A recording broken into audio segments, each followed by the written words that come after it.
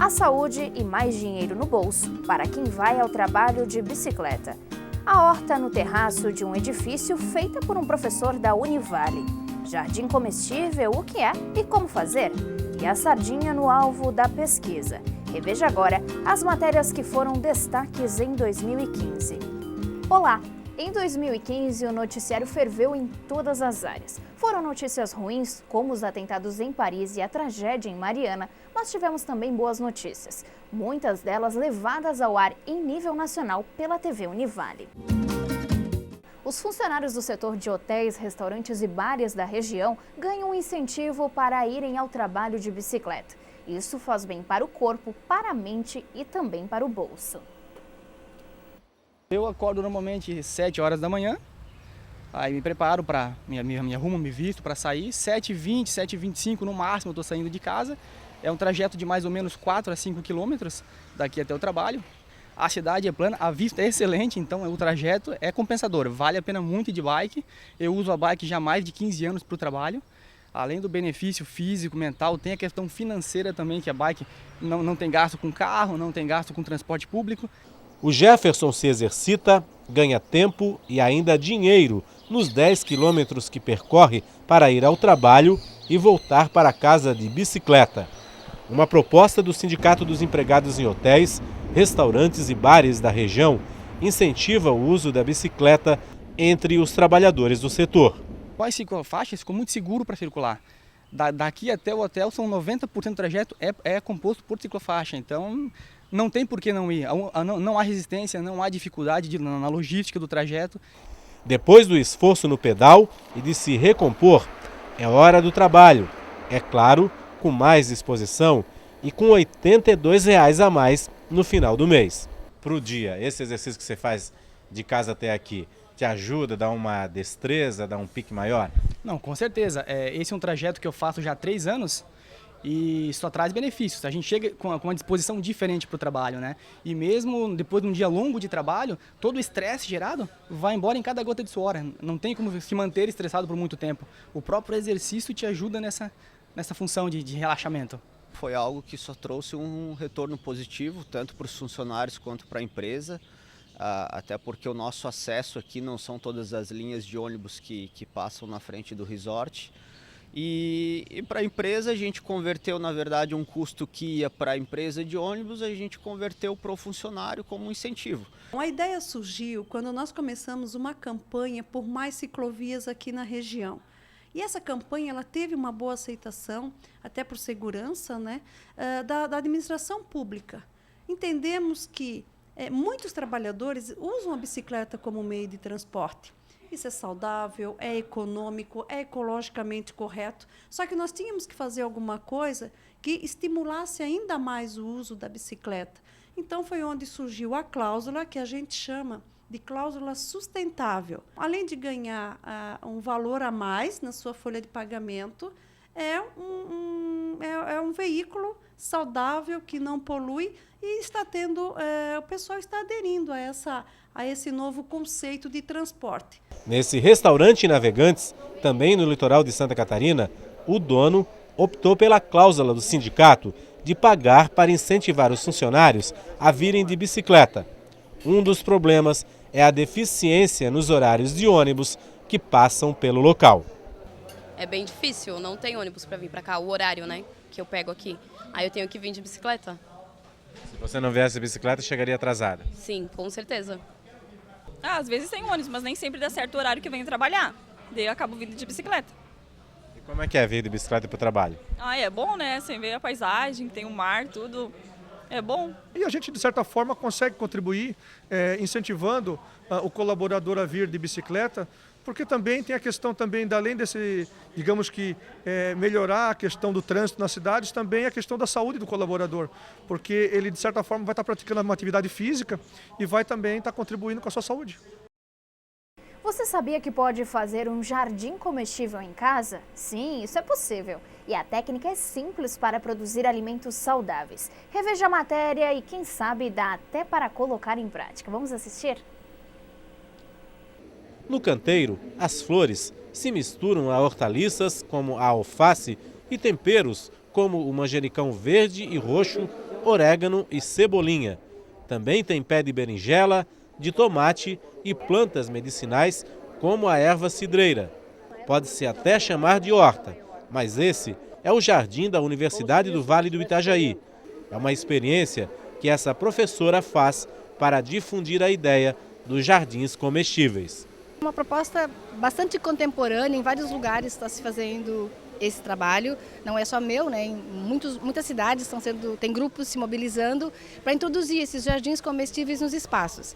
Como eu trabalho na universidade, eu achei que seria uma proposta interessante nós termos alguns espaços assim, alguns canteiros, que até as crianças da escola infantil visitam, conhecem as ervas. Houve uma interação muito interessante dos funcionários que acabam colhendo algumas verduras, interagem, cuidam, me trazem mudas. Então criou uma brincadeira, na verdade, bem gostosa assim, e ela não deixa de ser educativa também. A professora Dalva roda Santa Catarina para aplicar cursos de extensão de jardins comestíveis. Ensina a preparar o adubo orgânico e cultivar os canteiros para cada vez mais pessoas interessadas no conceito de plantar o que se come. Foi ela quem implantou a ideia para que o jardim desse restaurante fosse comestível. Aqui, o Bernardo cultiva de tudo. Olha o pé de berinjela já produzindo o legume, que vai ser transformado em antepasto, servido no restaurante. Por aqui, até o pé de maracujá carregado ornamenta a fachada do restaurante. Plantar grama é legal, dá menos trabalho, talvez só cortar grama, sabe? Mas muita gente reclama, porque o alimento está contaminado com veneno, mas o alimento orgânico é caro. Primeiro que ele não é tão caro assim, mas se a pessoa tem algum impeditivo financeiro, alguma coisa, por que não plantar seu alimento? O custo vai lá embaixo, tu ganha uma atividade para no teu domingo de descanso, tu poder estar com teu filho e junto com ele, já criar um vínculo maior com ele, produzir seu alimento que vocês vão consumir ao longo da semana. Vocês também abrem para a criançada conhecer, se integrar com isso, conhecer um pé de couve, um pé de berinjela, porque a gente vive num centro urbano onde as pessoas já perderam o contato com isso, né? Esse também foi um dos nossos principais objetivos, que uma pesquisa que eu vi há um tempo atrás diziam que as crianças já não sabiam mais o nome de metade das plantas, metade das comidas, mostravam um pé de alface, não sabia o que era, mostravam uma berinjela, não fazia ideia do que era, mas mostravam um cartucho do videogame e sabia o nome de todos os jogos. Então isso é uma coisa que se perdeu, eu acho que isso faz parte da nossa cultura, a gente não pode perder isso aí. O alimento passou a ser comprado diretamente no supermercado, perdeu o contato com quem produzia e com da onde vem o seu alimento. Ainda mais de tu poder estar plantando e depois colhendo, né, abrindo o seu alimento e sentindo o verdadeiro sabor, né? O docinho do mamão, a couve que você faz o suco, né? E mostrando inclusive para as pessoas o quão benéfico é, né, de você estar ingerindo um alimento produzido com muito carinho, né, com muito amor, né, feito por você mesmo, né. Ao invés de rosas e outras flores, entra a couve, entra a berinjela, entra aí a salsinha, a alface. Com certeza. As rosas acho que sempre estarão presentes, né. Acho que tudo também depende da época. Elas até estão por aqui, mas ainda não brotaram ainda, né? Mas eu acho que é tudo um equilíbrio. Na vida, a gente levando tudo no equilíbrio, consegue ter um belo jardim. Muito bacana essa ideia, né? E agora que tal rever essa matéria aqui e se basear também no exemplo? Um professor da Univale aproveitou o terraço do prédio onde mora para fazer uma horta. Horta em edifício? Isso é possível? É sim. E o Leonardo está até ganhando dinheiro com isso. Vamos conferir? Onde sobra um espaço, nasce um edifício. São 57 prédios em construção no município de 50 quilômetros quadrados, o segundo menor de Santa Catarina em área territorial. Ver uma roça aqui, então, parece coisa de outro mundo. É quase impossível. Quase. Não para o Leonardo, que usou os conhecimentos em administração e estatística, buscou informação sobre agricultura e transformou a cobertura do prédio onde mora numa lavoura onde cultiva hortaliças, tomates e pimentões orgânicos através do sistema de hidroponia. Inicialmente eu comecei com uma ideia de dentro de casa, fazer uma hortinha pequena dentro de casa. Depois eu vi que faltava iluminação dentro de casa e me motivou a construir essa estufa. E a partir dessa estufa eu comecei a desenvolver todo o resto. E hoje eu cheguei no que eu estou hoje com esse projeto aqui nessa estrutura. Então comecei em vários outros experimentos até chegar nesse modelo que eu estou hoje. O que é que você produz aqui, principalmente na questão das folhosas? Hoje eu estou produzindo a rúcula, o agrião e mais 8 tipos de alfaces. As crocantelas, romanelas, as crespas, essa praticamente que eu produzo aqui dentro da estufa. Fora da estufa eu produzo tomate e pimentão. Agora, como é que você faz para deixar assim as folhosas, alfaces, rúculas, agrião tão viçosas assim? Tão viçosas. O princípio é isolar, não tem nada de entrada de insetos, consequentemente, se não tem entrada de insetos, eles não vão estar comendo as plantas, não vão estar destruindo as plantas, então consegue-se permanecer nessa qualidade. Então o princípio mesmo é fechar tudo e não ter nenhuma entrada de inseto. Não tendo entrada de inseto, a estufa e as plantas vêm mais vigorosas. O interessante é que você também faz desde a primeira etapa, né? Das mudinhas até chegar ao produto para comercializar, né? Isso, que é um dos pontos que eu já parti desde o princípio. Eu ter o controle geral e saber o que eu estou fazendo em cada um dos momentos. Então eu planto, faço a germinação, vai para o berçário, maternidade, tem as estruturas intermediárias até chegar a essas bancadas aqui, que são as bancadas finais, já pronto já para estar colhendo e botando lá embaixo para vender. Os equipamentos são caros, por exemplo? Ao montar uma estrutura hidropônica, tu precisa ter todo esse aparato para não ter a utilização de aditivo químico. Inicialmente, para começar, ele tem um custo um pouco mais elevado, porque tem que comprar todos os perfis, tem que comprar bomba, os sais minerais, ele tem um custo inicial alto, mas depois nada que também montando e tendo uma rentabilidade, ele se paga ao passar do tempo. Nos primeiros anos, no primeiro ano, ele se paga todo. O alto do edifício, que servia só de depósito, ainda abriga 2 caixas com abelhas para a produção de mel e virou um espaço para plantar saúde. Também uma das coisas que me ajudou bastante ter toda essa terapia, que é uma terapia, né? Trabalhar com as plantas ajuda bastante, principalmente a manter o mental mais tranquilo, mais harmonioso, né? E ainda falando sobre meio ambiente, uma pesquisa da Univale e da empresa Gomes da Costa está monitorando os estoques de sardinha no Brasil. A intenção é saber o comportamento das reproduções para que não falte peixe no futuro. Na região de Itajaí, concentra-se a maior parte do descarregamento de sardinha dessa temporada. A atividade emprega 25 mil pessoas entre os municípios de Itajaí e Navegantes. A previsão do volume capturado para este ano é animadora. A maior parte do peixe que chega vai para a indústria de processamento do pescado. É na região também que estão as maiores enlatadoras do país. Quase todo o peixe enlatado que se encontra nos supermercados sai daqui.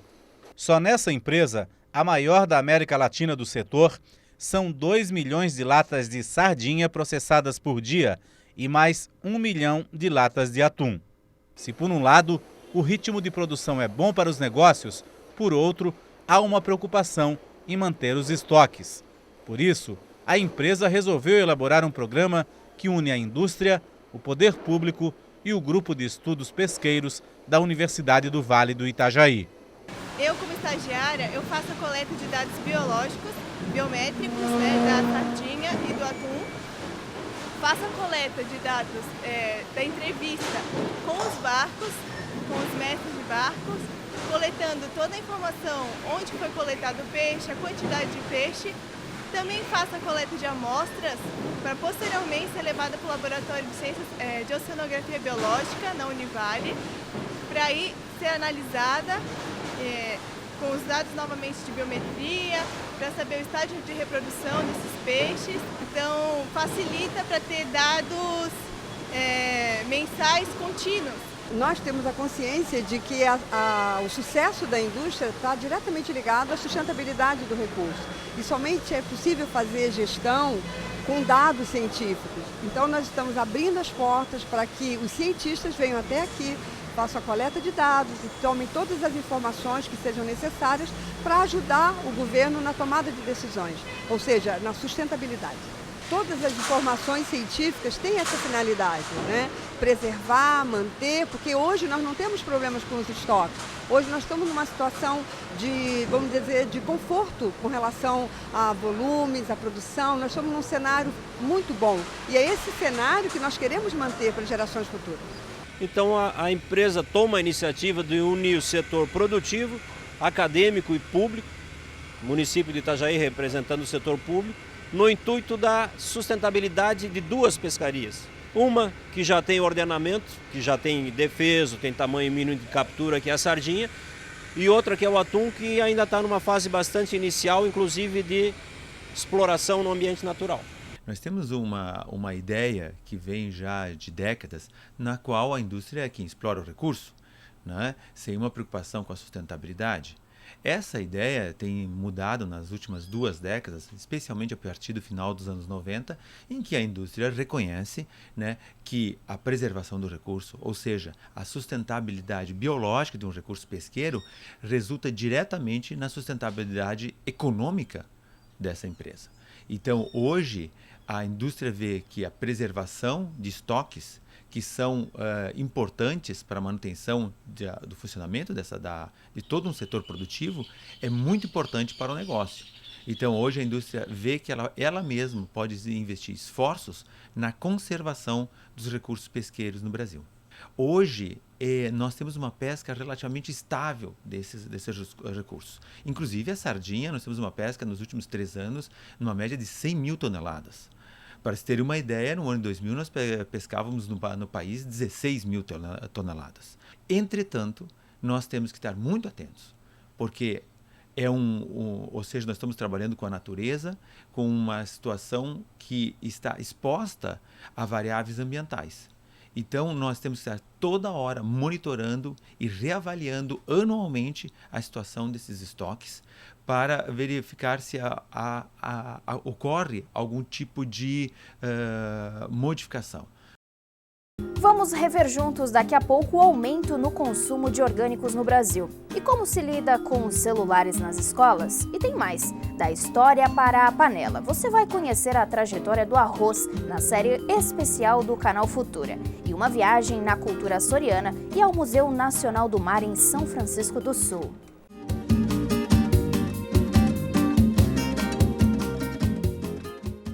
Olá! Você está revendo as matérias que foram destaques em nível nacional e produzidas pela TV Univale em 2015. Um ano em que colocamos o pé na estrada para mostrar a você belas iniciativas e lugares bacanas para conhecer. Antes disso, vamos ver como são as regras para o uso de celulares nas escolas? Visitamos 3 colégios em busca dessa resposta. Em sala de aula, nada de celulares. Nas escolas municipais de Itajaí, ela é proibido. O município segue a lei estadual. Em Santa Catarina, os aparelhos, que já fazem parte do dia a dia, não têm vez nos espaços escolares públicos. A gente percebe que quando há um uso excessivo, né, quando não há uma fiscalização, há sim uma falta de atenção nas aulas e as aulas acabam não tendo aquela qualidade que nós gostaríamos que tivesse. Isso tanto por parte de aluno quanto por parte de funcionários, porque a lei não é somente para o aluno. A normativa, na verdade, ela é também para os funcionários. Os funcionários, como os alunos, também são proibidos de usar o celular no horário de trabalho. Nesse colégio particular, a tão esperada hora do intervalo é tempo para botar o papo em dia com os colegas e, claro, aproveitar para usar o já amigo inseparável. O aparelho não é totalmente proibido por aqui. Os alunos têm a liberdade de trazer, mas é um uso com responsabilidade. O aluno, ele muitas vezes usa em sala de aula quando o professor solicita, mas fora isso, o celular deve ficar guardado porque ele dispersa, ele vai tirar a atenção da aula, então tem que ter sempre essa responsabilidade de saber usar. Aqui na nossa escola a gente utiliza bastante em literatura, né? Ela pede para a gente pesquisar as imagens dos movimentos, né, que aconteceu. A gente usa também em geografia, a gente fez algumas atividades assim, bem interessantes.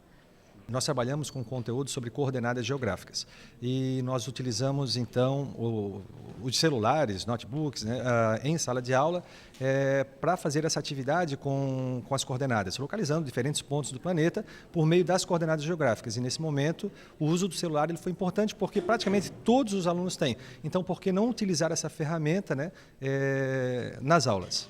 Na aula de português desse outro colégio, o celular também é instrumento para a fonte de consulta, desde que usado com moderação. Não é sempre que eles podem usar, mas quando eles têm alguma dúvida, alguma palavra, como é que se escreve, algum conceito de alguma palavra, é uma ferramenta ideal. É mais prático que o dicionário, é mais leve que o dicionário e eles conseguem levar para qualquer lugar. Então a gente procura usar dessa forma. A professora Márcia, do Laboratório de Informática da escola, coordena um grupo de mães através de um blog do projeto Educação Digital, elaborado para discutir e avaliar os vícios digitais dos alunos, incluindo o uso do telefone móvel no ambiente escolar. Esse projeto ele surgiu bem para a gente ter sentido que a escola não educa sozinha. Nós, nesses tempos com acesso às novas tecnologias e onde a grande maioria dos alunos tem esse acesso, a gente sentiu a necessidade de educar também para o uso dessas tecnologias. E os pais, eles também têm uma série de dúvidas e essa parceria, com essa parceria a gente consegue ter ações mais propositivas que realmente possam ajudar nossos alunos a se virar melhor, né, nesse mundo digital. E deu resultado, professora?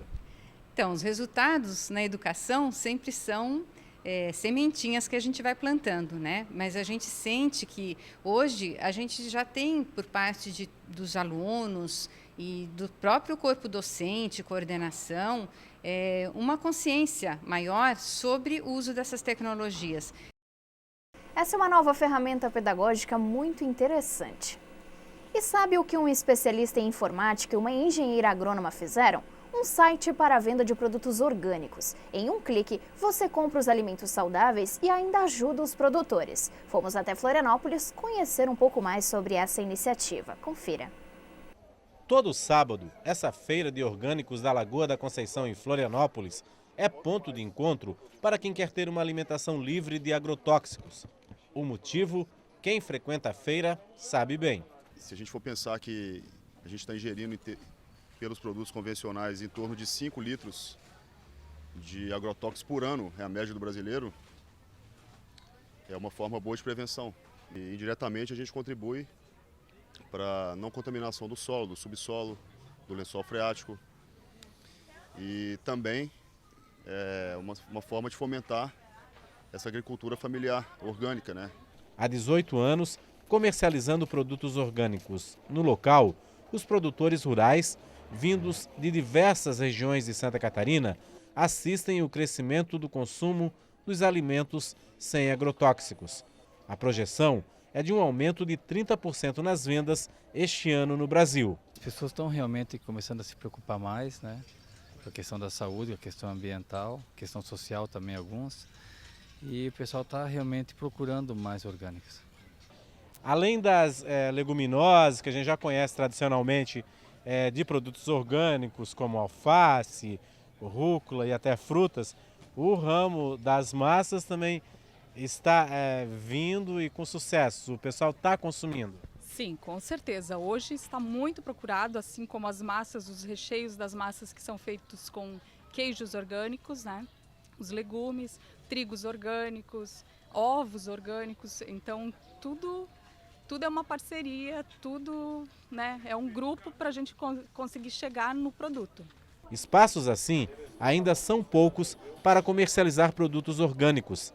E para ajudar os produtores a vender mais e consumidores a ter acesso mais facilitado, uma engenheira agrônoma e um especialista em sistema de informação levaram a internet para a roça. É uma necessidade, né, que os agricultores têm de divulgar mais os seus produtos e a internet hoje em dia facilita muito essa comunicação entre o cliente e o agricultor. Produtos como o do Fábio, que desde 1997 aposta em orgânicos, são vendidos pelo site criado em Santa Catarina. No site a pessoa vê o que ele está ofertando, tem né, em função de tempo e tudo. Então, no site eu acho que ele consegue visualizar melhor todos os itens que o produtor oferta naquela semana e assim ele pode escolher. Eu acho que essa é a grande vantagem também do site. E a garantia de que é orgânico, como é que é? Então, a garantia ela é feita através de certificação, né? Todos os agricultores possuem a certificação dos produtos que eles produzem, então tudo realmente passa por uma verificação, uma validação, né, tanto de certificação de certificadoras que vêm no local fazer a validação, né, a verificação se tudo está ok, como também certificações participativas, onde os próprios agricultores monitoram e colaboram para que todos eles mantenham sempre uma produção consciente. Bom, aqui da ilha, o Rodrigo vai fazer uma entrega lá no continente de uma consumidora antiga de orgânicos que optou aí pela compra pela internet. Rodrigo, o que você vai entregar aqui para a sua consumidora? Então, nesse pacote aqui que ela encomendou, a gente já tem aqui, temos morango, cenouras, tomate. Então, são produtos que estão no dia a dia assim, do consumo, né, dela, na semana. Gabriela já espera pela entrega aos sábados para programar a semana com uma alimentação mais saudável. Há 2 anos atrás eu vi uma pessoa, li uma matéria, a pessoa falando: não adianta a gente comer bem se a gente não sabe o que a gente está comendo. Na verdade, um monte de veneno, um monte de hormônio. Aquilo me fez realmente assim cair a ficha. Aí eu comecei a procurar, né, os alimentos orgânicos. Realmente eles têm assim uma diferença no sabor, na durabilidade. Eu comecei a ficar impressionada quando eu comecei a comprar, quanto tempo mais eles duravam. Esse é um incentivo muito bacana para quem deseja se alimentar corretamente. E olha que bacana, muitos costumes antigos foram se apagando ao longo do tempo, mas vários projetos incentivaram a preservação cultural, como o que você vai rever agora com a Tarde do Beiju em Bombinhas. A arte da aularia era uma necessidade dos colonizadores açorianos para fazer os utensílios domésticos quando chegaram no litoral de Santa Catarina. A tradição permanece viva em São José, uma das maiores cidades do estado. Até uma escola de oleiros é mantida pela prefeitura. É um investimento necessário, né? De contar com mestres artesãos que passam adiante esse conhecimento, essa sabedoria. Quando a gente trabalha o patrimônio e a memória, a cidade ela se torna mais rica porque as pessoas têm um comprometimento maior com o seu cotidiano. Elas sabem que fazem parte dessa terra e dessa história. No estado de etnias diversificadas, a manutenção dos costumes e das heranças culturais obriga o poder público a investir nas comunidades tradicionais.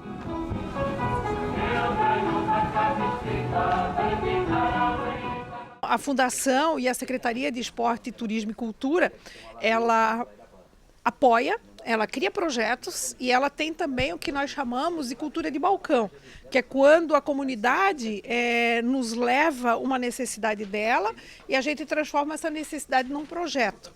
Em Bombinhas, modernos edifícios e casas luxuosas evidenciam o turismo de massa que quase apagou antigas tradições. Mas a comunidade resiste e mantém o museu comunitário para manter os costumes. Patrimônios imateriais, como a pesca da tainha e as fornadas de beiju, uma espécie de biscoito feito de farinha de mandioca, se mantêm vivos pelas mãos de pessoas que querem mostrar aos turistas os valores regionais. Para mim, aquele grande prazer que eu tenho de chegar e ver a gente fazer aquilo ali, perguntar como é, como não é, né? Então, quem já trabalhou na roça, como eu já trabalhei, já sei, então a gente tem aquele prazer de fazer isso aí para elas ver. Mas isso é a herança que meu pai deixou para mim. Meu pai e minha mãe, com muito orgulho e muito carinho mesmo. Todas essas tradições, essa cultura, todos esses fazeres está dentro deles. Em função do desenvolvimento da cidade, do progresso e tudo mais, isso ficou adormecido. Então, a partir do momento que a gente busca fomentar, lançar possibilidades para que eles tragam isso à tona, todo mundo tem essa aceitação, né? Então, por exemplo, hoje aqui a gente tem mulheres que nasceram dentro de engenho, que passaram a vida inteira fazendo farinha, fazendo beiju, trabalhando dentro de engenho, e hoje não tem mais essa vivência, mas essa propriedade ainda está com eles, né? Manter as tradições de uma comunidade tradicional, dependendo onde essa comunidade ela se localiza, é muito difícil no momento que a gente vive hoje, né? Políticas públicas existem e elas têm sido muito fortalecidas nos últimos 6, 7 anos, aí com a Lei Cultura Viva, com o Programa Cultura Viva do Ministério da Cultura, né?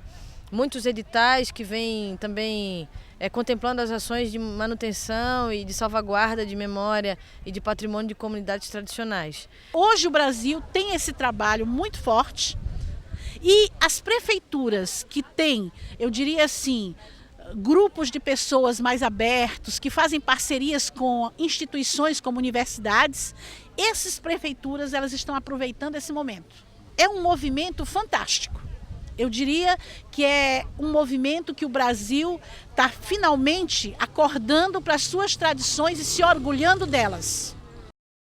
E se você ainda não viu essa matéria ou ainda não foi, fica o convite. O Museu Nacional do Mar em São Francisco do Sul é muito interessante e uma viagem pelo litoral brasileiro. A gente antecipa o passeio para você, mas não deixe de ir. A Baía de Babitonga, no norte catarinense, é repouso de velejadores do mundo inteiro. E o prédio amarelo à frente, a antiga sede de uma companhia marítima, é o lugar onde reúne um acervo rico da navegação brasileira, o Museu Nacional do Mar, em São Francisco do Sul. Estamos num ambiente que está resgatando e preservando, né, toda a cultura histórica da navegação do Brasil. Eu nunca me senti tão em casa. A gestão compartilhada entre a Fundação Catarinense de Cultura, a Prefeitura da cidade, o Instituto do Patrimônio Histórico e Artístico Nacional, o Porto de São Francisco do Sul e a Associação Amigos do Museu está em fase de renovação. Criado em 1992, o local abriga um acervo naval rico, garimpado em várias partes do Brasil e reproduz o cotidiano das comunidades pesqueiras de norte a sul do país. É um passeio pela costa brasileira e rios que cortam o interior. Alguns modelos que nós temos aqui são modelos extintos, já não tem mais nenhum no Brasil, ou também tem alguns que já estão em fase de extinção. Então, já foi resgatado, já foi trazido para cá e tem também vários projetos, vários tipos de anotações e livros, publicações para poder realmente manter esse patrimônio registrado e pode ser pesquisado pelo mundo inteiro também. Além das embarcações, o Enio é uma atração à parte. O escultor faz miniaturas de caravelas e galeões e trabalha dentro do museu para que o visitante possa ver o desenvolvimento da arte da carpintaria naval.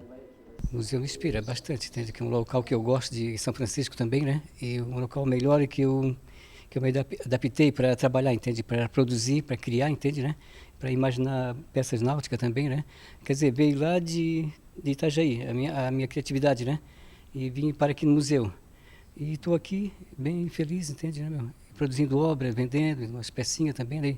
Vendendo essa caravela também que está aqui, né? No ano passado, o museu recebeu 35 mil visitantes e trabalha agora com um projeto junto à concessionária de transporte público de São Francisco do Sul para incentivar alunos das escolas do município e a comunidade local a visitar o museu. A gente percebeu nos últimos anos que a gente tem uma comunidade muito grande das escolas na cidade que não vem com tanta frequência ao nosso museu. A gente tem um fluxo grande de escolas que visitam, mas da região, não da cidade. Então a ideia é que a gente conseguisse o transporte para essas escolas da nosso município virem com uma frequência maior até o museu.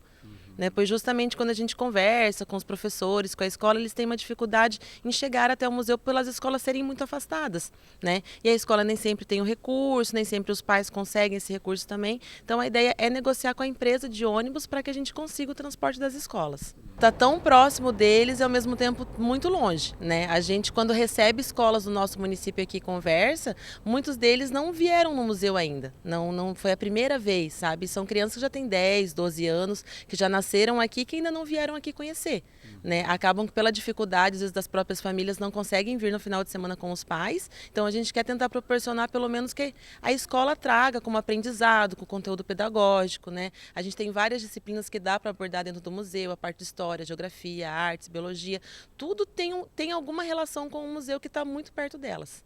E a comunidade, como é que frequenta a comunidade de São Francisco?